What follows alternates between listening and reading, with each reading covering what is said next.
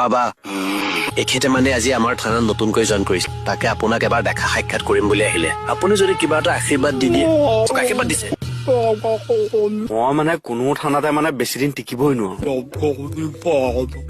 মানি কৈছো দেই কিন্তু এইজনক ধৰি ললে চাওকচোন জেগাতে কিবা যুদ্ধ লাগিছিল আগৰ থানাখনত কিবা যুদ্ধ লাগিছিল সৰুকে আৰু সেইটোকে কৈছে ইয়াত এজন বিশেষ পুলিচ আছে কৃষ্ণ কমল খাটনি তেওঁৰ কথা মতে চলিব লাগে আৰু তলৰ যিকোনো ঘটনা ওপৰৰ মহলাত আপুনি জনাব নোৱাৰিব ইমান সহজ মন্ত্ৰটো আকৌ লিখি ল'ব লাগে আওৰাই গলেই হ'ল তেওঁৰ লগত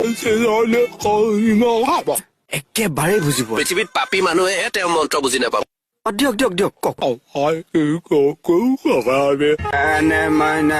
হ'ব হ'ব বাবা এইটোকে দিছো আৰু ধ্যান হৈ যায় 500 টকা খৰচ কিয় পাছে এই যে